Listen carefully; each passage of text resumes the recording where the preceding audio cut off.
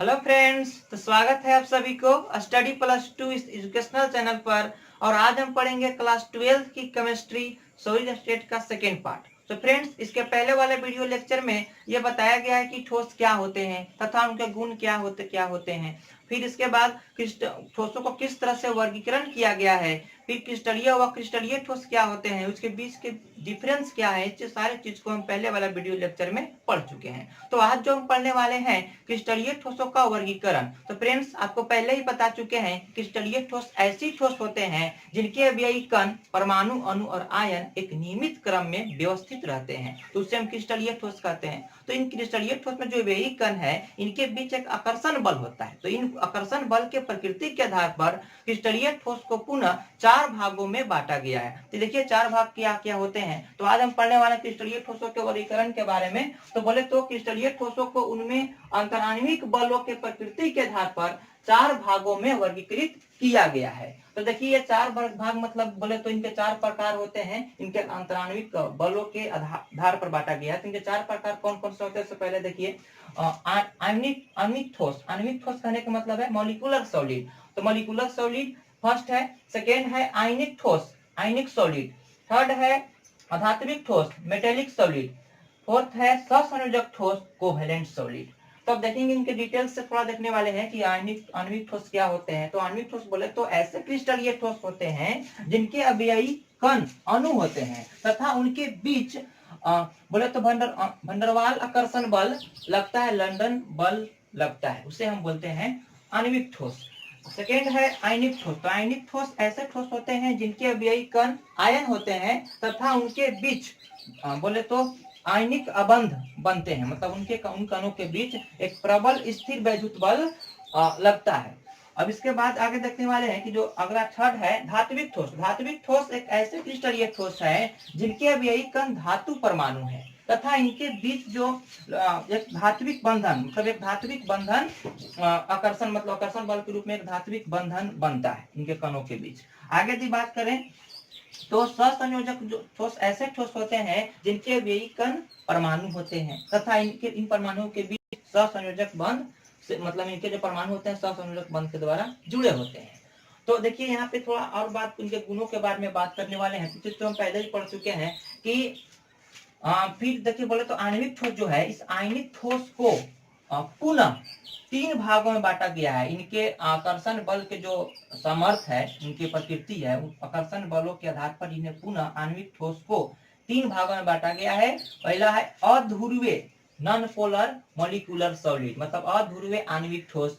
दूसरा है ध्रुवीय आणविक ठोस। तीसरा है हाइड्रोजन अबंधित आणविक ठोस। तो ये है बोले तो ये पुनः बांटा गया इनके आकर्षण बल के समर्थ के आधार पर, मतलब इनके किसमें अधिक है किसमें कम है आकर्षण बल, उसके आधार पर ये 3 भागों में पुनः आणविक ठोस को वर्गीकृत किया गया है। तो अब इस तक को देखेंगे इनके डिटेल से। तो बोले तो इन ठोसों के बीच इनके अवयवी कौन कौन से हैं, सो देखेंगे। अवयवी कण मतलब जिससे बना होता है, किन कणों से ये मिलकर बना है।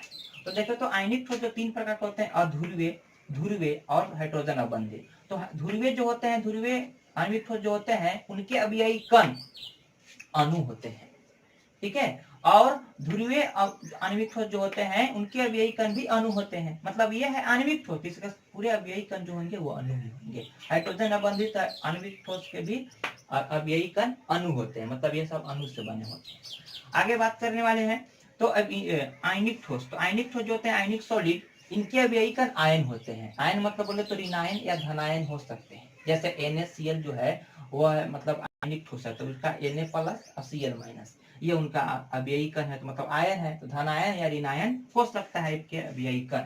आगे है थर्ड है धात्विक ठोस, मेटेलिक सॉलिड। तो मेटेलिक सॉलिड के जो अवयवी कण होते हैं वो धातु परमाणु, मतलब ये धात्विक ठोस है तो धातु परमाणु इसके अवयवी कण है। अब ये धातु परमाणु कहने का मतलब है कि ये देखिए किस तरह से बॉन्ड इनके बीच में बनता है। मतलब ये जो है कि ये धनावेशित कोटर, धनावेशित कोटर मतलब जब पर कोई भी धातु जो होता है, धातु परमाणु इलेक्ट्रॉन को डोनेट कर देता है तो उसको हम धनावेशित कोटर कहते हैं। अब एक ऋणावेशित जो गतिमान जो रहता है, गतिशील इलेक्ट्रॉन रहता है, उसको बोलते हैं ऋणावेशित इलेक्ट्रॉन उसमें रहता है। तो इस तरह से उसमें अरेंज रहते हैं। आगे यदि बात करें तो सहसंयोजक ठोस। तो सहसंयोजक ठोस के अवयवी कण जो होते हैं वो परमाणु होते हैं। तो इनके ये जो होते हैं तो इनके देखिए परमाणु होते हैं जो यही कण। आगे देखिए पढ़ने वाले हैं कि ये सब ठोसों के बीच कौन से मतलब बंधन से जुड़े होते हैं, ये किस प्रकार से कौन से बॉन्ड बनते हैं इनके कणों के बीच। तो देखिए यहाँ पे बंधन के बारे में है कि जैसे आणविक ठोस जो होते हैं, आणविक ठोस के ध्रुवीय जो है, ध्रुवीय आणविक ठोस के कणों के बीच, इनके अणुओं के बीच विक्षेपण बल लगता है, इनके विक्षेपण बल से जुड़े होते हैं। ये थोड़ा वीक होते हैं विक्षेपण, जैसे ये एक तरह से वंडर वाल फोर्स ऑफ अट्रैक्शन के प्रकार है, तो विक्षेपण बल से जुड़े होते हैं अध्रुवीय आणविक ठोस के अणु। ठीक है, आगे बात करने वाले ध्रुवीय ठोस जो होते हैं उनके अणु जो होते हैं द्विध्रुवीय अनियन क्रियाएं, मतलब बोलते हैं कि ध्रुवीय व ध्रुवीय कहने का मतलब है कि ध्रुवीय ऐसे कंपाउंड किसे कहेंगे, ध्रुवीय कंपाउंड जिसके इलेक्ट्रोनेगेटिविटी का डिफरेंस होता है, इलेक्ट्रोनेगेटिविटी का डिफरेंस होगा तो उसको बोलते हैं ध्रुवीय। अध्रुवीय इलेक्ट्रोनेगेटिविटी का डिफरेंस ना हो, तो जैसे एक ही प्रकार के परमाणु रहेंगे तो इलेक्ट्रोनेगेटिविटी का डिफरेंस ना होगा। ठीक है, आप उदाहरण समझ सकते हैं कि जो अध्रुवीय है जैसे I2 है, तो I2 कहने का मतलब एक ही प्रकार के परमाणु है, तो यहाँ पर जो होगा ये अध्रुवीय है, तो इनके बीच पे जो अट्रैक्शन फोर्स होता है अणु के, मतलब I2 जो अणु है उनके बीच में अट्रैक्शन फोर्स जो होता है वो विक्षेपण बल होता है। ठीक है, उसी तरह से ध्रुवीय की बात करें, ध्रुवीय थोड़ा इससे मजबूत होता है, तो इसके बीच जो होता है द्विध्रुव अन्योन्य क्रिया, जो मतलब जैसे ही इलेक्ट्रोनेगेटिविटी का डिफरेंस होता है तो पोल बनता है, तो वो पोलों के बीच जो होता है निगेटिव और पॉजिटिव, तो उस तरह से निगेटिव पॉजिटिव एक अन्योन्य क्रियाएं करके एक अट्रैक्शन फोर्स एक बॉन्ड की तरह बनाता है। ठीक है, आगे बात करने हाइड्रोजन अबंधित इसमें जो है अधिक इलेक्ट्रोनेगेटिविटी वाले एलिमेंट के साथ जब हाइड्रोजन जुड़ा होता है तो उसमें हाइड्रोजन बॉन्ड बनता है, जैसे H2O में हाइड्रोजन बॉन्ड है। ठीक है, जो बर्फ होते हैं उसके बीच में हाइड्रोजन बॉन्ड बनते हैं, तो इस तरह से हाइड्रोजन बॉन्ड बनते हैं हाइड्रोजन अबंधित आणविक ठोस में। आगे की बात करें तो आयनिक ठोस जो है, आयनिक ठोस के जो बंध बनता है उनके कणों के बीच वो आयनिक अबंध बनता है। आयनिक अबंध कहे तो प्रबल कुलामी स्थिर वैद्युत बल, आयनिक ठोस है तो आयनों के बीच बनता है। ठीक है, ये आयनों के बीच जब इलेक्ट्रॉन को जब किसी को तब एक जो परमाणु होते हैं दूसरे परमाणु को इलेक्ट्रॉन डोनेट कर देते हैं या एक एक्सेप्ट करते हैं तो उनके बीच एक प्रबल गुलामी स्थिर वैद्युत बल बनता है। ये सब बॉन्डिंग में पढ़ना था, क्लास 11 पे जो बॉन्डिंग चैप्टर है इनके बॉन्डों के बारे में पूरी डिटेल से वहां पे पढ़ना है। तो आगे बात करें धात्विक ठोस के जो बंध होते हैं उनके कणों के बीच वो धात्विक बंधन कैसे बनता है, तो जो जैसे इलेक्ट्रॉन है, जो इलेक्ट्रॉन जब भी धातु परमाणु इलेक्ट्रॉन को डोनेट करता है तो ये कोटर बन जाता है। अब बोले तो उसमें गतिशील इलेक्ट्रॉन है, तो एक तरह से एक परमाणु दूसरे परमाणु पर इलेक्ट्रॉन जंप करता है, तो इससे वजह से मतलब एक तरह से धात्विक बंध क्रिएट होता है। इस तरह से धात्विक ठोस में धात्विक बंधन बनता है। आगे की बात करें तो सहसंयोजक ठोस जो है इनमें सहसंयोजक बंध से जुड़े होते हैं, इनके जो यही कण होते हैं सहसंयोजक बंधों के द्वारा जुड़े होते हैं। ठीक है, तो इस तरह से थे इनके बंधन। आगे बात करते हैं भौतिक प्रकृति की। ये जो ठोस है इनके भौतिक प्रकृति कौन कौन से, देखिए ये जो ठोस है आणविक ठोस जो है अध्रुवीय ठोस जो होते हैं, तो इनके ये थोड़ा इनके अब यही कण जो होते हैं ये कमजोर बल के द्वारा जुड़े होते हैं, इसलिए थोड़ा मुलायम होते हैं। ये भी जैसे बोले तो कमजोर ही है, ठीक है, ज्यादा मजबूत नहीं है, लेकिन इससे कुछ मजबूत होता है, तो ये भी इनके जो भौतिक प्रकृति मुलायम ही होता है। ये थोड़ा मतलब इन सब की अपेक्षा अधिक है, तो ये कठोर होते हैं। ठीक है, हाइड्रोजन अबंधित वाले जो होते हैं वो आणविक ठोस वो होते हैं कठोर होते हैं। ठीक है, आयनिक ठोस भी कठोर, ठीक है, धात्विक ठोस भी इनके भौतिक प्रकृति कठोर ही होते हैं। ठीक है, बाकी सभी देखिए सब कठोर हैं। ठीक है, जो अब यही कण प्रबल अट्रैक्शन फोर्स के साथ बना होता है, जुड़ा होता है, तो वो कठोर होते हैं। ठीक है, क्योंकि वो अट्रैक्शन फोर्स अधिक होने के कारण दूसरे करीब होते हैं, तो करीब होंगे तो बीच में गैपिंग कम होगा, तो ज्यादा कठोर होंगे, असंपीड्य होंगे। ठीक है, ये पहले ही बता दिए हैं। आगे की बात करें तो ये गलनांक, तो गलनांक कहने का मतलब क्या, इनके कणों के जो भी कण है तो उनको दूर करना, मतलब गलाना, मतलब द्रव रूप में लाना है। द्रव रूप में लाने के लिए क्या करेंगे, उनके बीच जो बंधन होगा तोड़ेंगे, तो उसके लिए हीट देते हैं। तो जिसका बॉन्ड प्रबल मतलब अधिक है, अधिक मतलब अट्रैक्शन फोर्स है, उनको बलों को तोड़ने के लिए अधिक ताप को देना होगा, मतलब उनका गलनांक अधिक होगा। इसीलिए देखिए ये सब दुर्बल आकर्षण बल रहते हैं आणविक ठोस के लिए, ये इसलिए बोले तो इनके जो गलनांक होते हैं निम्न होते हैं, इनका भी निम्न होते हैं, इसका भी निम्न होता है। तो बोले तो अध्रुवीय अति निम्न, अध्रुवीय बोले तो अधिक बहुत कम हाइड्रोजन मतलब बहुत कम आकर्षण बल होता है ध्रुवीय आणविक ठोसों के बीच, इसलिए अति निम्न होती है गलनांक। अब ये सबके निम्न हाइड्रोजन अबंधित का भी निम्न गलनांक होता है। लगभग इसका जो परास है यहाँ पे कुछ लगभग में लिख दिया है कि अति अध्रुवीय के लगभग हो सकता है मैक्सिमम जो होगा वो 84 केल्विन तक होता है, ठीक है लगभग। उसी तरह से ध्रुवीय के लिए होता है मैक्सिमम 198 केल्विन, ठीक है। आगे है धात्विक ठोस के लिए सॉरी हाइड्रोजन अबंधित ठोस के लिए जो होता है वह होता है 273। जैसे हाइड्रोजन है सॉरी जैसे जल है तो बर्फ होता है तो ये इतना डिग्री सेल्सियस पर वो जो होता है वो इससे अधिक यदि टेम्परेचर होता है तो वो द्रव रूप में आने लगता है, इसलिए बोल सकते हैं कि मैक्सिमम जो इसकी गलनांक हो सकता है 273। आगे यदि बात करें तो आयनिक ठोस, तो आयनिक ठोस के जो गलनांक होते हैं अति उच्च होती है, अधिक होती है, ठीक है। आयनिक ठोस के जो देखिए इनकी लगभग 1500 केल्विन तक हो सकता है, तो ये इसकी गलनांक उच्च होता है क्योंकि इनके प्रबल आकर्षण बल होते हैं, इसके वजह से।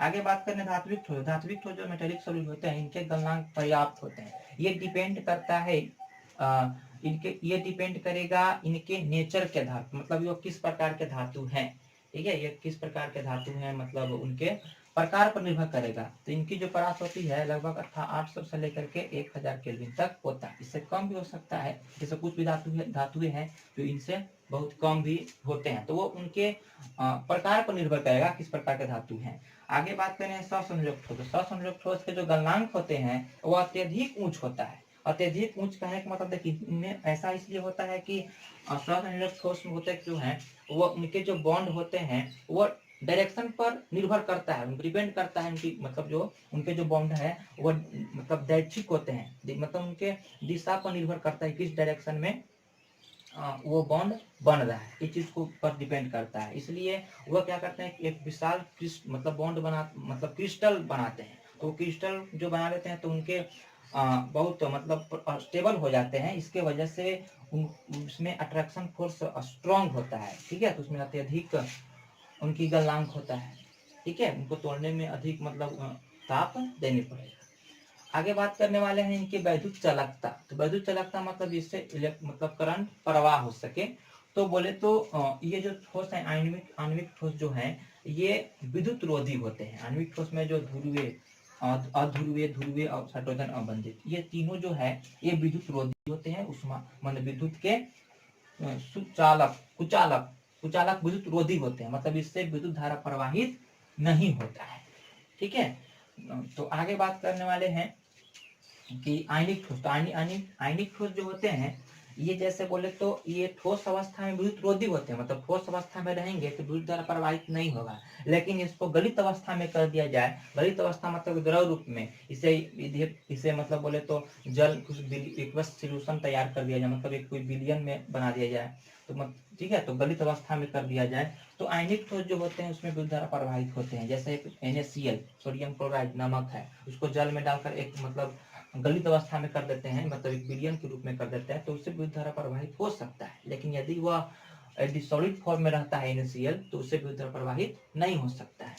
आगे बात करने वाले हैं धात्विक ठोस। धात्विक ठोस जो होते हैं वो जो गलित अवस्था और ठोस अवस्था दोनों अवस्थाओं में धात्विक ठोस जो होते हैं वो विद्युत का सुचालक होता है, मतलब ये विद्युत रोधी नहीं होता, इससे विद्युत धारा प्रवाहित हो सकता है धात्विक ठोस से, चाहे वह ठोस में रहे चाहे गलित अवस्था में रहे, दोनों अवस्थाओं में विद्युत का सुचालक होता है। आगे बात करने वाला ससंयोजक ठोस, कोवैलेंट सॉलिड। तो कोवैलेंट सॉलिड जो होते हैं उनके विद्युत चालकता जो होते हैं विद्युत रोधी होते हैं, ठीक है। अपवाद में जैसे विद्युत रोधी करने का मतलब विद्युत धारा प्रवाहित इससे नहीं होता है ससंयोजक ठोस से, ठीक है। लेकिन अपवाद में आ जाता है ग्रेफाइट एक अपवाद है क्योंकि उसमें एक उनके मतलब एक क्रिस्टल उस टाइप से क्रिस्टल उसका होता है ग्रेफाइट के, जिसमें गतिमान इलेक्ट्रॉन होता है जिसकी वजह से विद्युत धारा प्रवाहित होता है ग्रेफाइट में। बाकी और ऐसे कोई भी नहीं है कि ससंयोजक ठोस जिसमें विद्युत धारा प्रवाहित हो, एक अपवाद में ग्रेफाइट ही होता है।